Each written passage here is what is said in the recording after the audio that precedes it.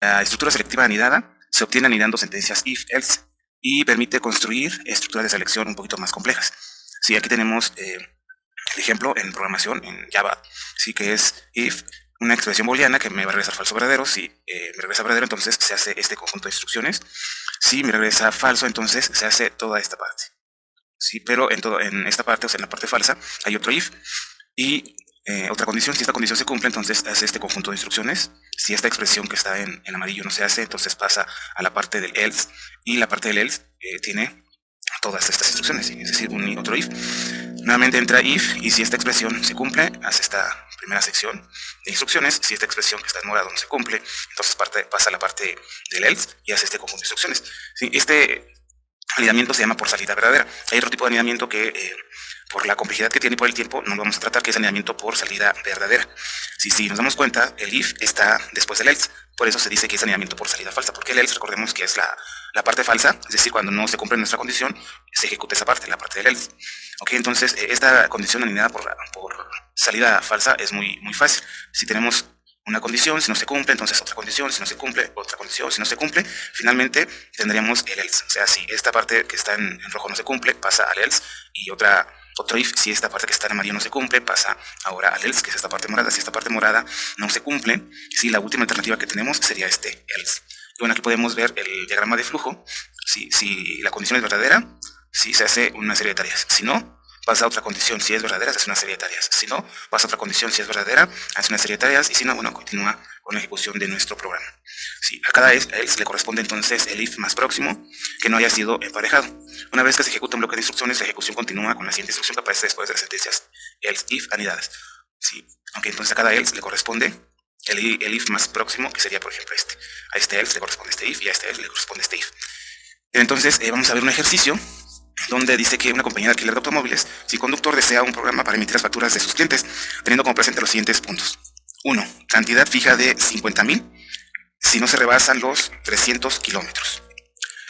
2. La distancia recorrida mayor a 300 kilómetros y menor o igual a 1,000 kilómetros se cobran a 50,000 más el kilometraje que excede los 300 a razón de 1,000 pesos por cada kilómetro. Es decir, hasta 300 vamos a pagar 50,000, pero de 300 hasta 1,000 vamos a pagar 1,000 pesos por kilómetro. ¿Okay? Y 3, si la distancia es mayor a 1,000 kilómetros, se cobran 50,000 pesos por los 300 primeros. ¿Sí? Y después 1,000 pesos de 300 hasta 1,000. Y 800 pesos, perdón, por kilómetro para las distancias mayores a 1,000. Bien, entonces vamos a ver cuál sería nuestra solución. Y bueno, aquí lo tenemos en nuestro análisis. Primero, de entrada, lo que necesitamos es saber la distancia, ¿sí? Para poder de esa forma realizar el cobro dependiendo de la distancia recorrida. Y como salida, pues vamos a tener el cobro. Ahora, en proceso, yo aquí ya tengo establecidas mis condiciones. La primera dice que si la distancia es menor o igual a 300, el cobro va a ser de 50,000. Sí, que es esta primera condición que tenemos. Sí, la primera condición, que está en rojo, sí, dice que una cantidad fija si no se rebasan los 300 kilómetros. Okay, entonces si hasta aquí no se rebasan, es decir, menor o igual a 300, el cobro va a ser de 50,000. La segunda condición que tenemos, que está en amarillo, si es esta de aquí, vamos a colocarla en amarillo, y dice, si la distancia recorrida es mayor de 300 kilómetros y menor o igual a 1,000 kilómetros, se cobran 50,000 más el kilometraje que excede de 300 kilómetros a razón de 1,000 pesos por cada kilómetro. Es decir, lo que hay entre 300 y 1,000 se va a pagar a 1,000 pesos por cada kilómetro. Y entonces tenemos aquí nuestra fórmula. Dice que 50,000 más la distancia, sí, menos 300. ¿Por qué la distancia menos 300? Porque necesitamos saber cuántos kilómetros hay de 300 a 1,000. Sí, de 300 a 1,000 kilómetros, ¿cuántos kilómetros tenemos? Entonces, por ejemplo, si nos dieran 400, tenemos 300 kilómetros, pero tenemos 100 que exceden. Entonces tenemos que restar la distancia menos los 300 para obtener esos 100 que exceden, y esos se van a cobrar a 1,000 pesos, y por eso se está multiplicando aquí por 100.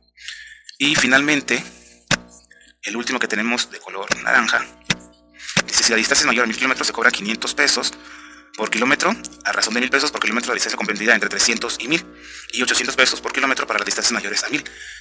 Bien, entonces, primero cobramos 50,000 más 1,000 pesos sí, por cada kilómetro de 300 a 1000. Entonces, si hacemos la resta, tenemos 700 kilómetros. Entonces, sí, de 300 a 1000 tenemos 700 kilómetros. Por eso tenemos aquí 70.000, porque se van a multiplicar por 1000, que es lo que nos dicen aquí. Sí, kilómetros a razón de 1000 pesos por cada kilómetro entre 300 y 1000. Entonces, de 300 a 1000 hay 700 kilómetros. Ok, entonces, si multiplicamos por 1000, nos van a dar 70.000, que es este 70.000 que tenemos aquí. Después necesitamos saber cuántos kilómetros tenemos después de 1000 kilómetros, porque esos que tenemos después de 1000 kilómetros se van a cobrar a, dice, y 1000 kilómetros, y 800 pesos por cada kilómetro para distancias mayores a 1000. Entonces necesitamos saber cuántos kilómetros después de 1000 tenemos, y por eso hacemos esta resta. Si la distancia menos 1000, para saber cuántos kilómetros tenemos después de 1000, y estos se van a multiplicar por 800. Por ejemplo, si tuviéramos 1200, entonces 1200 menos 1000, tenemos 200 kilómetros de más. Eso se van a multiplicar por 800 para obtener lo que nos están diciendo en este tercer punto. Bien, entonces ya teniendo definida nuestro proceso, nuestra forma de calcular el cobro, vamos a ver las clases que vamos a utilizar, los métodos y los atributos. Bien, tenemos aquí el cobro y la distancia como atributos. Mi clase base se llama alquiler, mi paquete se llama alquiler auto, y aquí vamos a colocar, bueno, aquí había puesto usar alquiler, pero puede ponerle principal o main, como ustedes le quieran identificar como nuestra clase principal, donde está nuestro método principal main. Ok, entonces tenemos el paquete de alquiler auto, la clase base que se llama alquiler, nuestros atributos que es distancia y cobro, y tenemos calcular cobro, set distancia, get distancia y get cobro. Ok, entonces vamos a abrir nuestro NetBeans. Yo, bueno, ya lo tengo aquí abierto. Vamos a ir a crear un nuevo proyecto y vamos a seleccionar Java Application, después Next, y la clase, el paquete se llama alquiler auto. Alquiler auto, recuerden, se crea una carpeta en esta ruta. Vamos a definir nuestra clase principal, aunque aquí, bueno, tiene el nombre de usar alquiler. Recuerden que podemos ponerle main, principal o algo que identifique que ahí está nuestro método principal main. Y vamos a finalizar. Bien, ya tenemos nuestra clase con el método principal main. Ahora vamos a nuestro paquete, damos botón derecho y vamos a crear una nueva clase, y esa clase, que es nuestra clase base, se llama alquiler, y ya tenemos aquí. Bien, entonces tenemos dos atributos que es distancia y cobro, son de tipo entero, privados. Private entero, que es cobro, y private entero, que es distancia. Ok, yo aquí voy a cambiar un poquito, porque en el cobro va a ser float, y la distancia igual puede ser float, porque podemos tener una distancia con números decimales. Y vamos a crear nuestro método constructor. Recuerden, hay que acostumbrarnos a crearlo, perdón. Sí, tenemos entonces que va a ser public alquiler, no recibe ningún parámetro, abre y cierra llave, y vamos a utilizar el dis para este cobro, que va a ser 0, y el dis para distancia, que también va a ser 0. Aquí tenemos nuestro método constructor, y ahora vamos a crear los métodos get y set para distancia. Ok, entonces vamos a darle botón derecho, insertar código, getter and setters, pero solo para distancia en general, y para cobro vamos a crear solamente el get. Ok, entonces insertar código, getter, y solamente para cobro. Ok, y ahí está. Sí, vamos a regresar el valor de cobro, y después vamos a crear nuestro método que se llama calcular cobro. Ok, tenemos calcular cobro, perdón, es public. Vamos a ponerlo de tipo flotante, va a regresar un valor flotante que es el cobro que va a regresar, y calcular cobro. Ok, no recibe ningún parámetro, y vamos a abrir y cerrar llave. Ok, y aquí vamos a colocar este proceso que hicimos. Ok, le damos copiar, no nos deja directamente, vamos acá la barra de tareas y le damos pegar. Ok, ahí está, nada más acomodamos un poquito. Sí, es importante dejar estos espacios para saber qué if va con qué else. Ok, aquí nada más es distancia con mayúscula. Nada más cambiamos algunas cosillas que nos hicieron falta. Cobro también es con mayúscula. Ok, distancia y punto y coma. Bien, entonces ya está if else, y tenemos un if. Si else ya no hay, porque entonces ya no tenemos otra condición. Ahora esta condición se puede omitir. Si esta condición la podemos omitir, porque si no cae en este rango, por descarte, entonces cae en este último rango, que sería el último else. Vamos a dejarlo de esta forma, nada más, pero este if sí se puede omitir, y ahorita si quieren lo vemos cuando estemos ejecutando en el método principal main. Ok, lo que necesitamos ahora es un return del cobro. ¿Por qué? Porque aquí estoy diciendo que voy a regresar, ¿sí? En el método calcular cobro estoy diciendo que voy a regresar un flotante, entonces por eso ahí me marcaba un error de que se necesitaba regresar el valor. Entonces lo que voy a regresar es cobro. Sí, cobro está fuera de todos los if. Bien, entonces ya tenemos todos nuestros métodos que necesitamos: distancia, nuestro método constructor, y tenemos ya donde calculamos el cobro que se va a realizar. Vamos a nuestro método principal main, ¿sí? En la clase main, y vamos a poner un import java.util.scanner o asterisco, recuerden, y vamos a crear nuestro objeto de la clase scanner para poder leer del teclado, y vamos a leer a través de la entrada estándar que es el teclado. Vamos a crear nuestro objeto de la clase alquiler y vamos a ponerle auto1, que es new alquiler, y punto y coma. Si vamos al método constructor de la clase alquiler y vamos a poner otro auto. Auto2 es igual a new alquiler. Y bueno, para probar las tres vamos a poner otro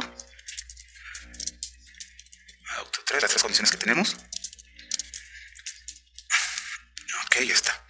Vamos a declarar una variable de tipo flotante que va a ser la distancia, y ahora sí vamos a pedir que distancia se recorrió. System.out.println, sí, ingresa la distancia recorrida. Ok, y vamos a leer con nuestro objeto tecla. Siempre le pongo tecla. Bueno, tecla. Eso vamos a asignar lo que se lea a la variable d. Tecla.nextFloat, porque estamos leyendo un valor de tipo flotante. Okay. Y ahora sí vamos a llamar auto1. Y vamos a poner el set distancia, que es la distancia que estamos leyendo. Y ya con la distancia, la distancia ya asignada, vamos a llamar ahora a calcular cobro. Sí, ya con la distancia podemos llamar a calcular cobro, pero recuerden que calcular cobro nos va a regresar un valor, return.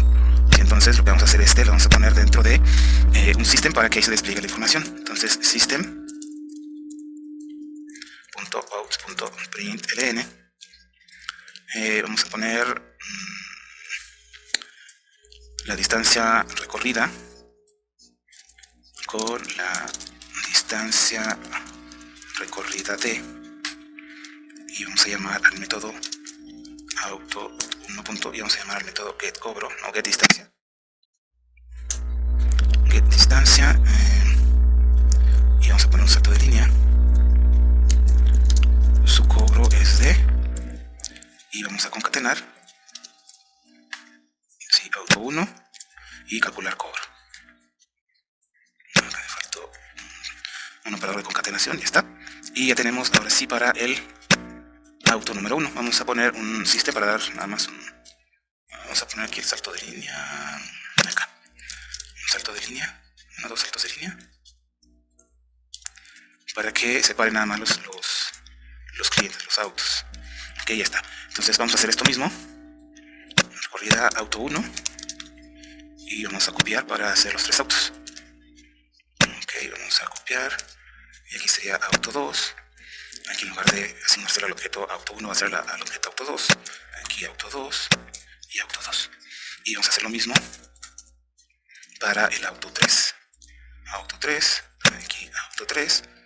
Y vamos a acá auto 3 y auto 3. Ok, entonces ya tenemos los tres autos para nada más verificar cada una de las condiciones que tenemos. La primera es que sea hasta 300, la segunda es que sea hasta 1000, y la última, la tercera, es que sea más de 1000. ¿Sí? Dependiendo de la distancia va a ser el cobro que se va a realizar. Ok, entonces vamos a ejecutar nuestro programa. Y aquí ingresa la distancia recorrida del auto 1. Vamos a ponerle 259. que la distancia recorrida es de 259, su cobro es de 50,000. Así que es lo que nos dice aquí, que si es menos de 300, el cobro es de 50,000. Sí, ahora ingresa la distancia recorrida del auto 2, vamos a ponerle 750. Si nos va a cobrar 50,000 más 1,000 por cada exceso después de 300 hasta 1,000. Ok, entonces ahí está. Con la distancia recorrida de 750, su cobro es de 50,000. A ver,